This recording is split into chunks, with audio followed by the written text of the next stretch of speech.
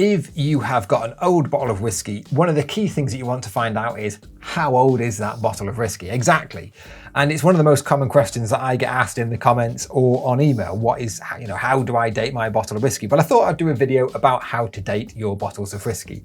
Now, there's a reason why I've not done this video in the past, and the reason why I've been a bit of trepidation doing this, because these aren't hard and fast rules. There are tips and there are guidances that we can give you about how to date your bottle of whiskey, but it's by no means a fixed or definitive guide, because they're more sort of guidelines rather than rules. Now, we're only really going to look at bottles of whiskey from the 1960s onwards, but there are certain bits of legislation that do come in and help us, such as the Alcoholic Liquor Duties Act of 1979 is a big game changer. But until that point, there was very little regulation about how or what needed to go on a label, and therefore how you can look for indicators on the label to help you date a bottle of whiskey. Now, before I go on, if you're enjoying this video, give us a like, subscribe to the channel. We talk about all sorts of old and rare whiskey, so if you like whiskey, you are in the right place. Now, I said that we're not going to talk too much about bottles of whiskey prior to the 1960s, and I'm not, but I'm going to give you one tip. Look for the Royal Warrant. Some bottle producers, some whiskey producers like Laphroaig, Johnny Walker, for instance, and of course, the majority of the products that you're going to see prior to the 1960s are going to be blends. The single malt whiskey market didn't really start until the 1960s, give or take. Glenfiddich was the first brand to advertise in the UK, and that was from 1963. Macallan only really started with their single malt core ranges in the 1980s, and everybody else pretty much thereafter. It's a very rough overview, but of course, any pre-1960s bottles you're going to find are probably going to be blended whiskies, and many of them, like Johnny Walker, had the Royal Warrant. So by looking at the Royal Warrant, you can see what monarch was in reign when that bottle was produced. So if you find a Johnny Walker bottle that got the Royal Warrant in 1934, there's a key indicator there. If you've got a bottle prior to 1934, it won't have a Royal Warrant on it. So using the other tools that we're going to talk about in the later part of this video and looking at the warrant that's on there, because if you know that it was the warrant's got from George V, you'll know that it's from around the 1930s, 40s, when the Royal Warrant was given. Likewise, if you see Queen Victoria, she only came to the throne, Queen Elizabeth, that'd be meaning that your bottle was from 1952 onwards. So essentially, prior to the 1960s, things are very difficult. In the 1960s, things get a little bit easier. And again, there's so many exceptions to everything that I'm going to mention, so bear with me, I'll try and do my best for this. But one of the key things to look for in 1960s bottles, believe it or not, are screw caps, because screw caps, can you believe, were patented for whiskey in 1895, so they're nothing new. They're also incredibly good at maintaining the level of whiskey, and in the 1960s we see a lot of use of screw caps. One of the first things that people think when they see a screw cap bottle is that's got to be fake, the level's too high, like this Laphroaig that I'll put on screen now. But it's not. Like screw caps do a very good job of stopping any air or stopping any sort of a movement of gases between the outside and the inside of the bottle, which can cause evaporation.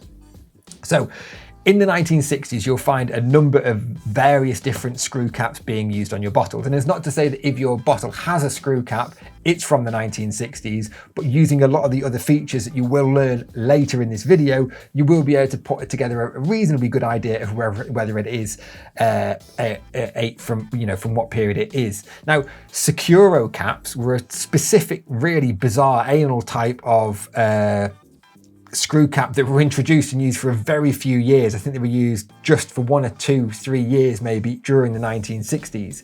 And again, this is another thing to look for, like bizarre screw caps. You quite commonly see these sort of long screw caps that were in use in the 1960s, and you also see very short screw caps that look like you would find on like a sherry bottle or something like that, or just a normal screw cap bottle. And then the Securo ones are also completely different.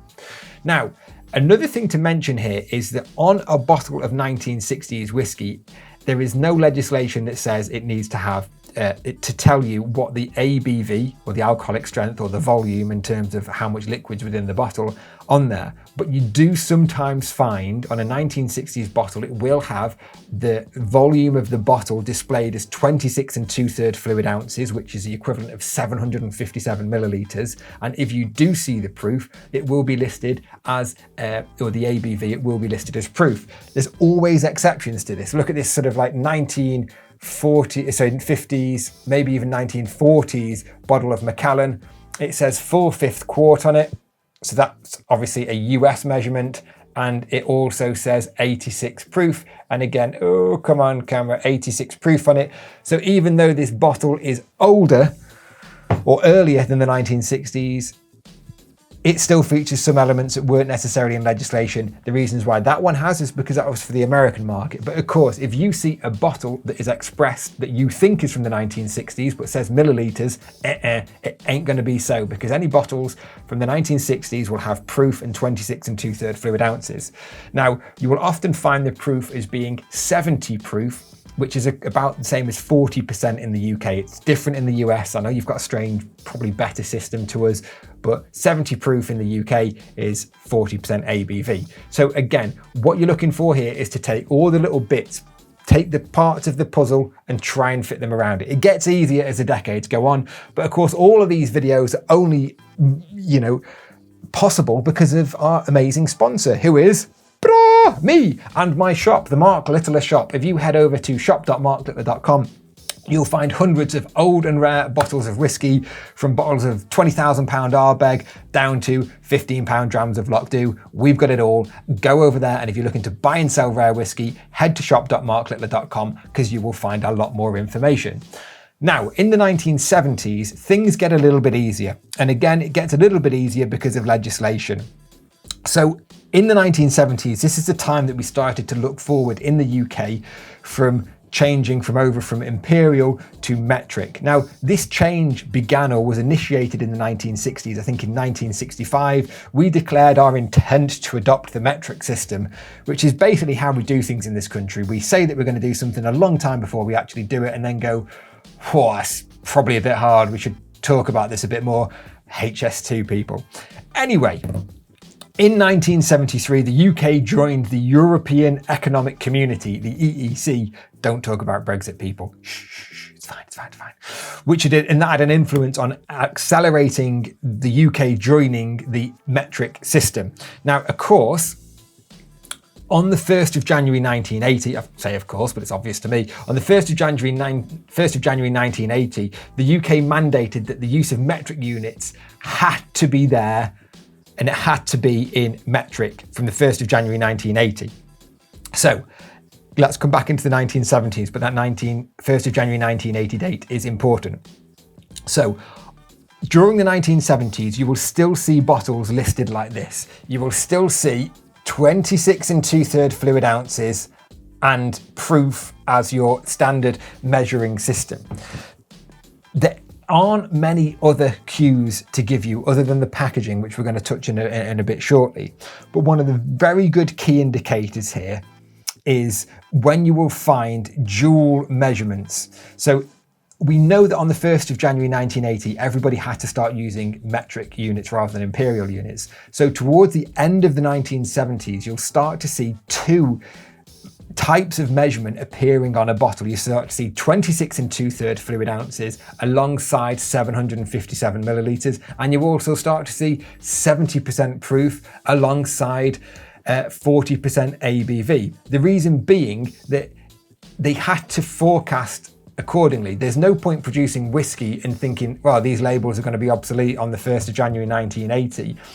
What happens if a retailer hadn't sold all of his allocation? So what they did, they started printing both sets of units on their bottles, and as such, they would start to see, they could use that label after the 1st of January 1980. So if you see it in 26 2/3 fluid ounces and 757 millilitres, it means that it's from this transitional period from sort of like 1978, 79, all the way through until sort of like the very early 1980s.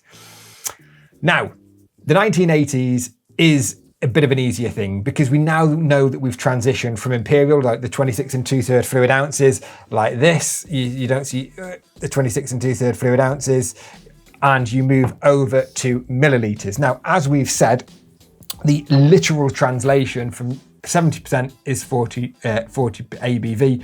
But you also see now that the change has gone from 757 milliliters down to 750 milliliters, or pretty much that. So if you've got a bottle that is in milliliters and probably 750 milliliters, this will be from the 1980s.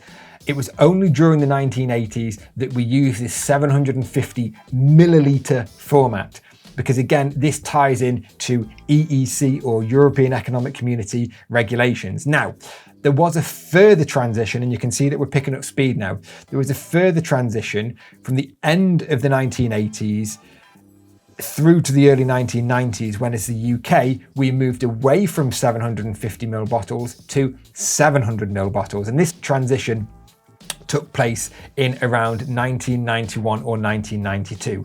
So if you have got a bottle that says 750 milliliters on it, and it's not an American import because the Americans do things differently, if you've got a bottle that says it's 750 milliliters, it's almost certainly from 1980 to 1992. Now, from 1992 onwards, you will start to see 700 milliliters being the standard bottle size in the United Kingdom. There have been no regulation changes since 1990 onwards, as far as I'm aware, in the UK. The US have just declared that they can go now from a 750 to a 700 if needed, but again, that's just going to muddy the water a bit. But from the 1990s onwards, we start to see a lot more documentation about the whiskey packaging itself, and it's from 1990 onwards that you're then going to start to rely more on packaging. So for instance, like this is a Macallan 10-year-old. And let's see what we can think. So we've got this cream packaging in here. And we've got, oh, it's got a dropper, it's got a floater in there. Anyway, it's 70 centilitres and it's 40% ABV. So this is the old style of Macallan 10-year-old, and there are lots of different styles of Macallan 10-year-old. And of course, if you look now, there isn't a standard age statement of 10 years old for Macallan. This has transitioned through to the 12-year-old age statement for Macallan.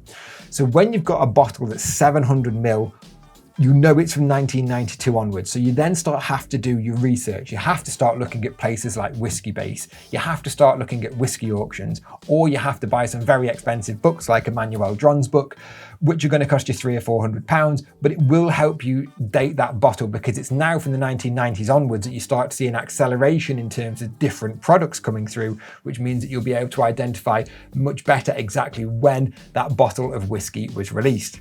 And another thing, let's come back to these royal warrants again. That's how we open the video, so let's close the video on this one too. They can be useful too. For instance, Laphroaig. The Laphroaig distillery was awarded the royal warrant in 1994 by Prince Charles, King Charles now. So if you've got a bottle of Laphroaig and it's got the royal warrant on it, you know it has to be post 1994. Likewise, if you've got a bottle of Laphroaig that's 700 milliliters but doesn't have a royal warrant on it, well, you know it must be from 91, 92, 93 or thereabouts. So there are no hard and fast rules about how to date your bottle of whiskey. There are just guidelines and things that you can look at as a broad overview to help you. So there you go. That is the summary of how to date your bottles of whiskey. Please like the video and give it a thumbs up if you found it useful, and we will see you in the next video.